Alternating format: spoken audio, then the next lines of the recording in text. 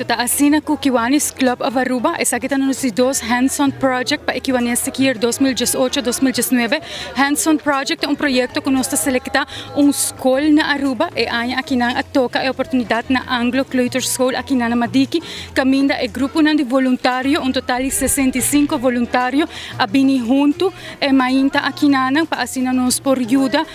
pinta a escola, pinta muralha na escola direita, lo qual me se direita,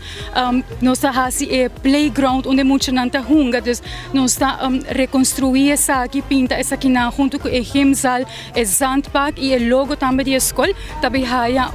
logo novo, mais moderno, para sim que nós touch com a identidade da escola, é facelift completo para 68 muita nan, que dentro de pouco to começar a ano escolar 2019-2020, nós queremos fazer algo nice para muita nan. Sens que o Kiwanis Club nós para muita e também para projeto na bem-estar de muita nan e comunidade em geral de Aruba. Essa aqui é muito importante para é o trabalho voluntário que o Kiwanis Club of Aruba faz e mediante o projeto aqui na Hands-on nós por fazer impacto da vida de 68 muita nan aqui, caminho que muita nan também a escola está mais bonita, porque também há facelift, rinanta hasi mais agradável também para muita nan por bem escola, na playground da warda direita, nossa direita tudo o qual que quebra ferv essa aqui, caminho muita nan tem oportunidade para hora que não tem pausa na pergunga de playground, não tem omgeving mais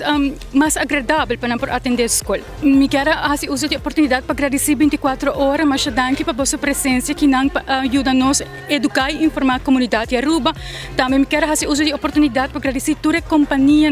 toda a pessoa na Aruba que sempre contribui com o Kiwanis Club of Aruba, que sempre a SAD dá nosso sustento e suporte para assim nós por si exercer nossa paixão, qual está serve a muita na comunidade de Aruba e assim de uma maneira positiva contribuir a melhor país e danke na comunidade de Aruba que sempre está sustentando que nós por realizar 19 projetos durante o ano. Tudo isso aqui na bem-estar de maneira mencionar é muita nan de Aruba e o país Aruba e assim junto nós está contribuindo a melhor desenvolvimento de nosso país.